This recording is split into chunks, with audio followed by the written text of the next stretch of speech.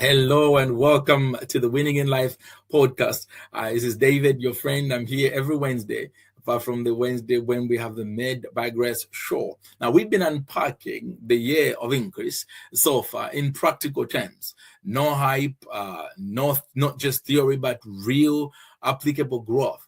And in tonight's episode, which I've entitled Environment for Increase, I am to build on that, see if we can give somebody understanding and we win together this year. Because sometimes the issue in life is not your lack of faith or your faith or what the size of your faith at all. It is sometimes not even your discipline or a lack of it. Sometimes it is not even about your vision. It is all about environment. And that's what we're going to talk about today, environment. And so the first thing is that you must understand, the first lesson, that is that environment increase responds to environment. Increase responds to environment. There is a direct correlation between increase and your environment. In the book of Psalms, Psalm 1, 2, 3, Psalm chapter 1 and verse 1 to 3, the Bible says, talks about how that he shall be like a tree planted by the rivers of water. So the person who does not keep the company of corrupt people, if you like, messed up people, but keeps good company, this individual shall be like a tree that is planted by the rivers of water.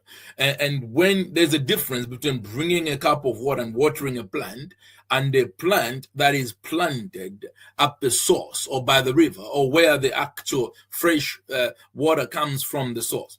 Notice something powerful. The tree does not struggle to produce fruit. I have never in my whole life seen a tree crying or praying or binding the devil so that it can produce the fruit it's supposed to produce. I grew up, first part of my life, I should stop saying I grew up in Zambia because I spent most of my time here. But hey, growing up, I remember we used to have fruit trees all over the place. Even now, when I go back to my parents' house, we got mango trees at home, guava trees, papaya, and banana. There's all sorts of things at home, avocado.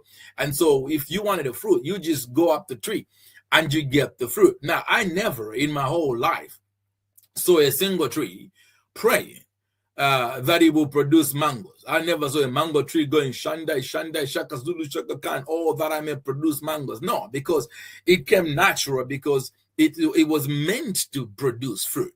And so in the same way, when you are planted in the right environment and you're the right tree, you will produce the right fruit that you're supposed to produce.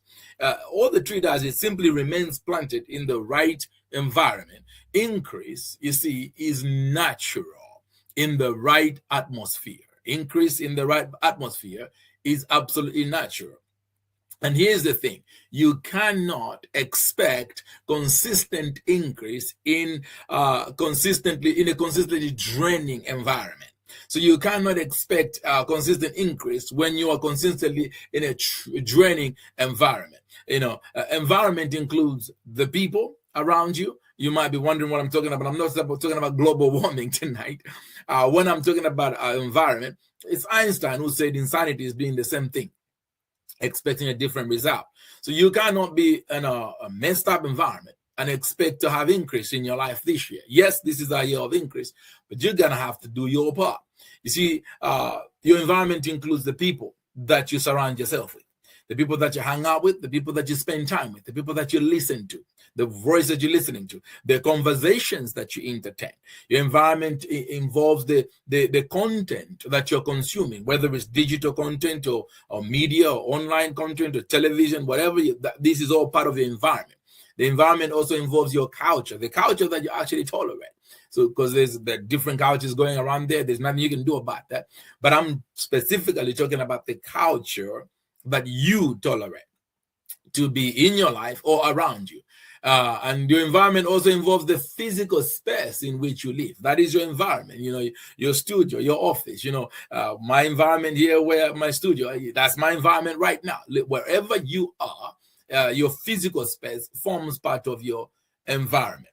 So as you know, when I try to teach practical lessons, I try to use case studies and look at that, see if we can glean lessons from real people that lived a real life. And so the case study for today, as we look at environment for increase, I want to look at a case study of Lot and Abraham. You probably are familiar with this story of Abraham and Lot. Abraham hears a word from God. God says, leave your people and go to a place I'm going to show you. And by faith, he leaves without knowing where he was going to go. But then he takes with him Lot. Now, notice that I'm not going to get into that right now because I'm not preaching. On Wednesdays, I try to just teach and not preach. There is something that's happening here. God doesn't tell him to take Lot. He tells him to leave his people and go. And sometimes we create our own problems, our own situations, and we turn around and begin to blame God for it. Or we turn around and blame the devil for it, or whoever we want to blame, or refuse to take responsibility. Because you notice that whatever problems Abraham encountered with his nephew Lot were not created by God. God didn't actually tell him to take Lot. He told him to just leave. But I'll leave that for another class, like I said. But in Genesis 13, the Bible shows us that Abraham and Lot decided to go separate ways because their workers and their livestock and the people with them were fighting amongst themselves, and there was no peace between the two camps. Now, Lot chose a land that was that looked prosperous at the time, which we now know to be Sodom and Gomorrah. And it looked green, it looked promising, it looked great at the time, because when you see things from the eyes of a natural realm, you do not see beyond what lies on the other side. But when you see with your eyes of understanding, it doesn't matter where you are, because God, who has showed you to go there, will surely see you through. Now, Lot chose that land because it looked good. Sodom and Gomorrah looked brilliant at the time, but the environment was corrupt. So the economics was adding up, the mathematics was mathing, the food was looking good, the restaurants were probably great, there were probably great job opportunities, business opportunities, but the environment morally was absolutely corrupt. And so Abraham decided to make a decision very differently. His decision was informed by not by what it looked like, but what it could be, because obviously he must have been moved by God. It was a man of faith. The environment that he chose didn't look like much, but because he got planted there with the blessing, God was able to turn around any situation or any place that he was in. So here you notice that Abraham chose different, and God increased him steadily where he went. And here is the lesson. Not every place that looks good is good for you. I'm going to say that again. Not every place that looks good is good for you. Environment will affect your life in so many ways. And these are some of the ways that the environment will affect you. It will affect your decision making. It will affect your moral strength. With what you surround yourself with will inform what kind of decisions you make. What you surround yourself with will inform what kind of moral decisions you make, or the stability of your morality. It will affect the clarity of your vision. And I hope you have a vision for your life when you're going somewhere. But your environment will inform and affect directly the clarity of your vision. If it's a toxic environment, it'll probably cloud your vision. You won't be able to see clearly where you're going, because it will have a direct impact on that. Your environment will also affect your spiritual health. You will compromise on sin and things like that easily, because your environment has created that atmosphere of compromise, where the fear of God has gone through the window, because it's okay. Most of you use the word we live by grace to do whatever you want to do, even though we know that grace is not a license for sin. But your environment will sometimes desensitize you from holiness and from doing the right thing, because it is the right thing, because you find ways to justify the wrong, because everything around you, the people around you, and the things that you surround yourself with support the morally corrupt behavior. So it begins to look normal. It begins to look okay, like it's not a big deal. You see, and here is how we can bring this to where we are today. First thing you need to look at: consider your circle. What does it look like? First Corinthians chapter 15 and verse 33. 1 Corinthians 15:33 says, evil company corrupts good habits. In other words, if you consistently surround yourself with the same people, there is a saying that says, if you You want to know where you're going to be in the future, just check the people you surround yourself with. And some other people have said that if you want to know what kind of person somebody is, check their friends. Because this is so true. The people you hang out with will ultimately influence your thinking, your decision making, your morality, and your behavior. And ultimately, if you do this long enough, your behavior will affect your habits. And then when this forms into habits, it's now ingrained in your brain and in your system. And this now defines who you become, because your habits will ultimately form the character, the person that you are, your character. And we all know that your character is what will determine what your destiny is going to be like, or where you end up in life. And so your environment is a beginning, but it's not the end of it, because the end of it has got far-reaching consequences in our lives. And so if you surround yourself with, for instance, complainers, negative thinkers, and people who are not disciplined, indisciplined people, it's gonna make increase really hard, because you are literally directly working against yourself. I hope this is helping somebody. I know this is not the kind of message that is like, hey, I'm prophesying money in your pocket, and you're like, yeah, preach, Papa. It's not one of those. This is for serious, mature Christians who really want to grow and understand. The Bible says wisdom is the principal thing. Therefore, get wisdom, and in all you're getting, get understanding. The second aspect that I want to look at is your digital diet. Your digital diet. What are you feeding your mind daily? What are you watching? What are you listening to? What are you looking at? What are you consuming? On these days, the palm of your hand, you have access to pretty much anything and everything. Question is, are you selective, or are you just consuming everything? What are you feeding your mind with? You see, are you busy with fear-based news? Most of the news is bad news. I don't remember the last time there was any good news. In fact, the only time you find any good news is maybe if your football team won a game, but it's still bad news for the other team anyway. News is full of bad news. Take it in small doses. Don't engross yourself in negativity too much, because it will ultimately begin to shape the kind of person that you become. A comparison-driven media, social media. Every day you're looking at this, oh, they're doing better than me. What people portray out there on social media is not the real life. And some of them, where they live and what they portray, totally different pictures. The kind of life they live, especially when they use them filters and all whatever they do, I'll leave that alone. You cannot live your life comparing yourself with what people look like on social media. Set yourself free from that. And so what you're consuming really matters. Are you interested in gossip? Are you one of those looking for the headline, the story? You want to stay away from that.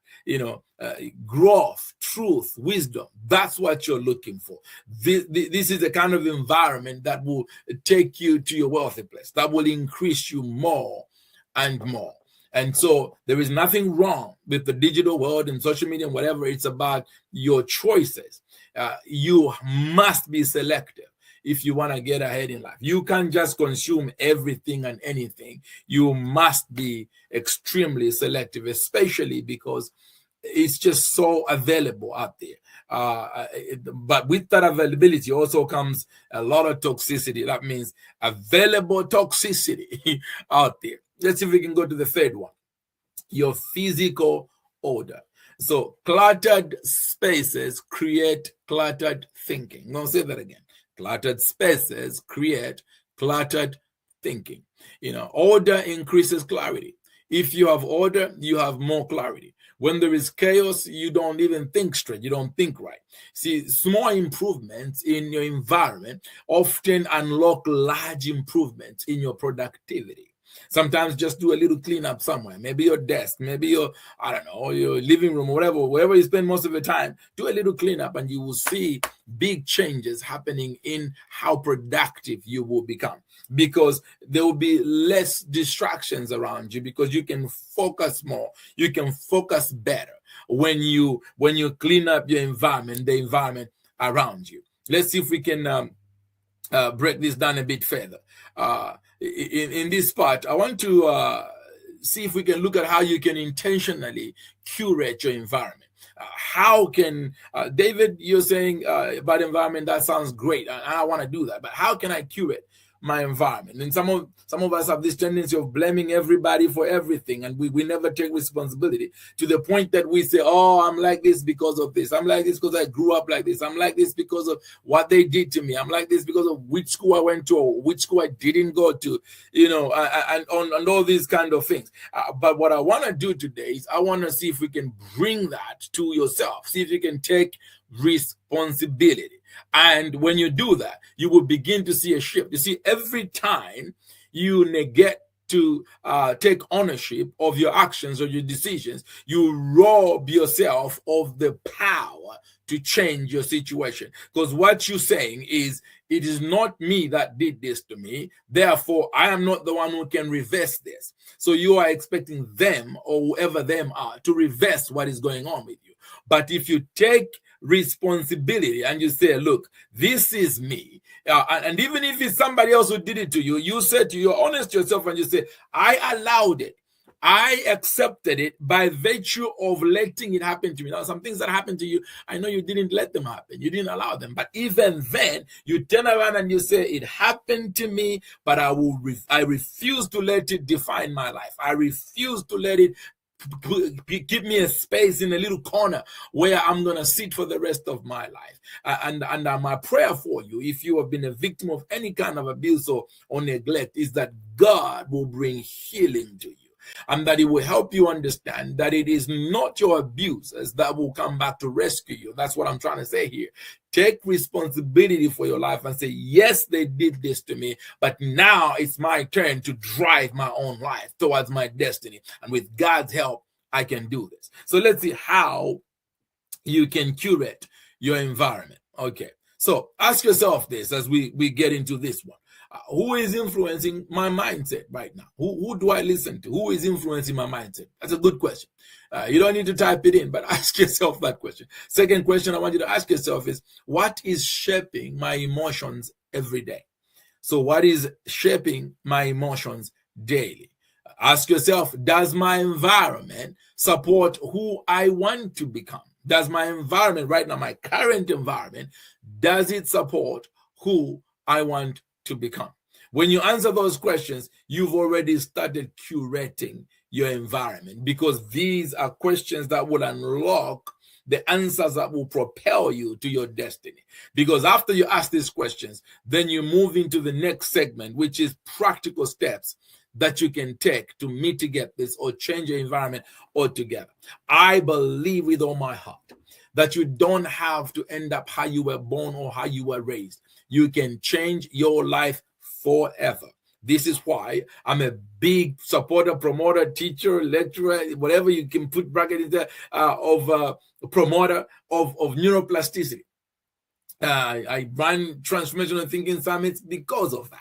I've written extensively in that area because neuroplasticity is the brain's ability to adapt, to heal, to recreate, and to create, and to basically rectify something that may have gone wrong. Because a long time ago we thought that how you're born is how you're going to die forever, and so you've heard phrases like people don't change, you can't change your leopard skin and all that kind of stuff. That is not true anymore. You can change your life by changing your thinking, and that changes your decisions, and that changes how you move in life, that changes how you act, and that changes your whole behavior, which ultimately changes the kind of habits that you form. These habits will then change your character, and your character will go ahead to define a new destiny for you.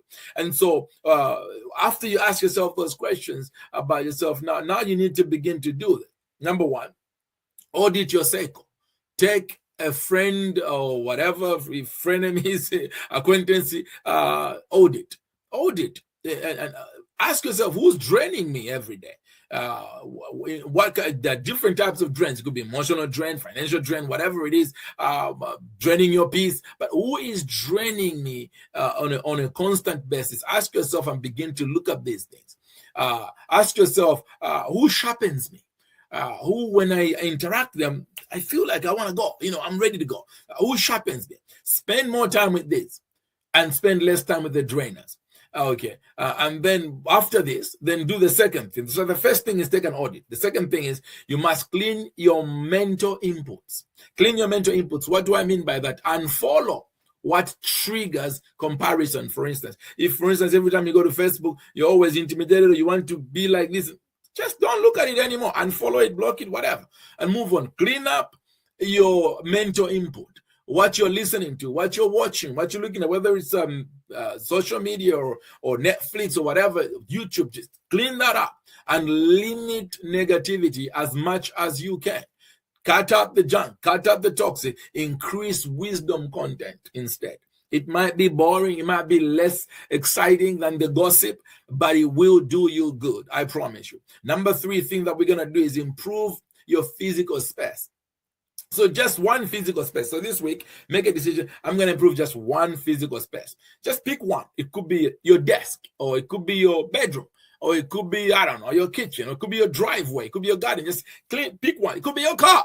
Some of you, when you get in your car, you can't even see your steering wheel. There's rubbish everywhere.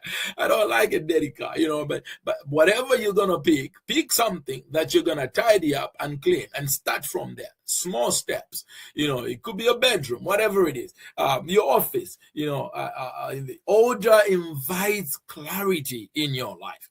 So don't do it all at once. You will get overwhelmed, but pick something this week that you can clean up. Number 4 thing that you can do to curate your environment is create a growth atmosphere.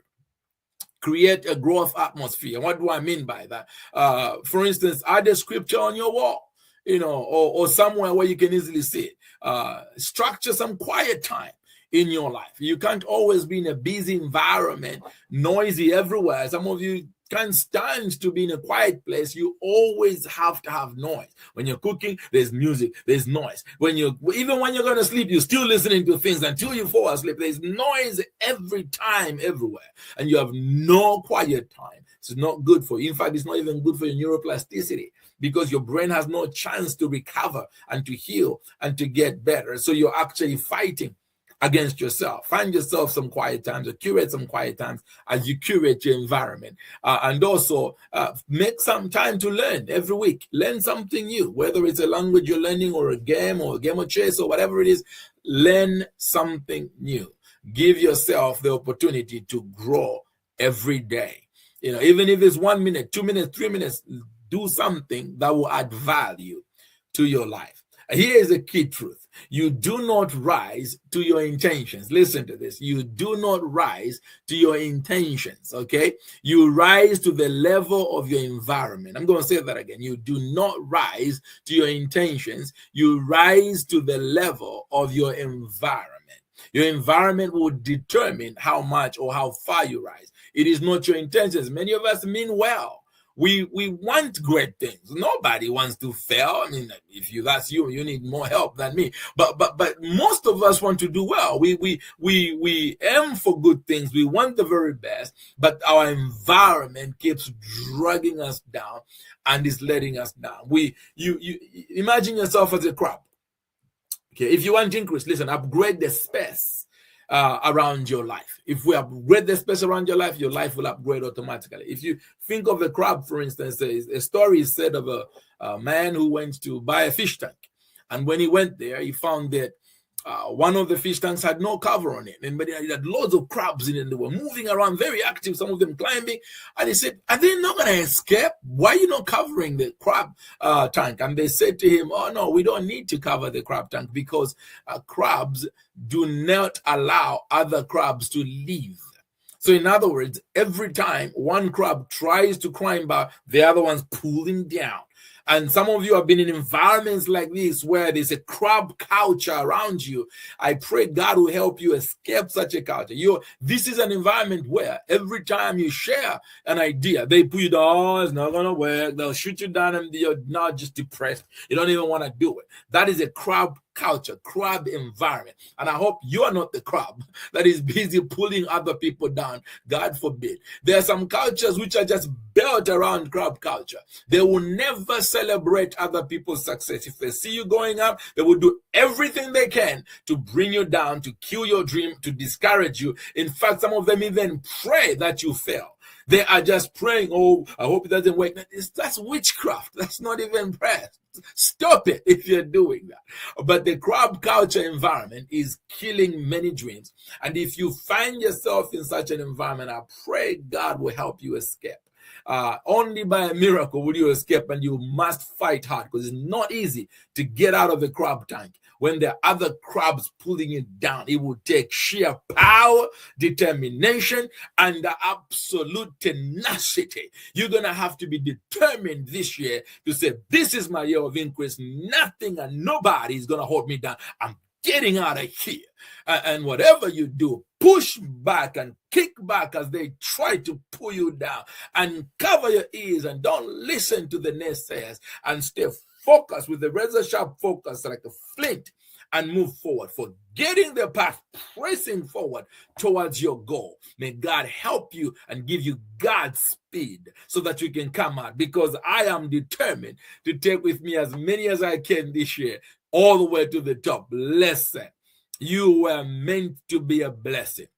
You are actually too blessed to be cursed. Your life is a miracle. Your life is a blessing going somewhere to happen. Your life is meant to be a blessing to so many. And every time you refuse to fulfill your greatest potential, you're not only robbing yourself of what you can be, but you are robbing us, you are robbing this generation and many generations to come of something that only you can do. Because guess what? Nobody else can do what you can do. Nobody else can do what you were born to do. Only you can do that. So when you negate that, when you refuse to answer the call of your destiny, you not only rob yourself, which is sad in itself, but you rob the entire generation and many generations after that of the gift that only you could have brought to the table and to this world and to many generations to come. So I pray you will rise up and you will fight and you will refuse to be put down. Listen, even if they refuse to give you a table, a seat at the table, create your own table. Make your own table. You may not have been born with a silver spoon. I don't care. Make your own silver spoon. But this is the year you're going to push, kick, and press forward until you win. And it's not going to be over until you win. And your last word shall surely be victory in Jesus' mighty name. I need you to declare some things with me before we go tonight. I need you to declare and say, I position myself for increase. Say it like you mean it. If you can, say it in the place where you are. I position myself for increase. I choose environments that strengthen me. Make this be your internal belief. I remove everything that drains me.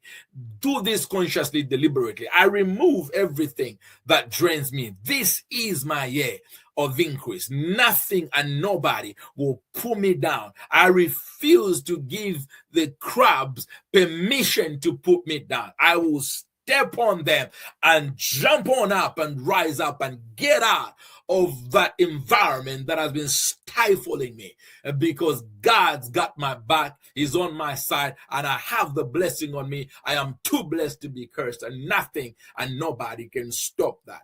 Nobody can curse whom the Lord has blessed. Nobody can demote whom the Lord has promoted. Listen, the blessing is stronger than the curse. And so increase the things that promote you, the things that raise you up, and decrease the things that put you down. You see, in this year of increase, we're talking about the environment for increase. Increase is not accidental. Not at all. It flows specifically and deliberately and for a reason. And if you want to know where increase flows where faith is practiced. Increase flows where habits are consistent. And we're talking good habits here, consistent. Increase flows where pressure is managed. Otherwise, it's just chaotic and stressful.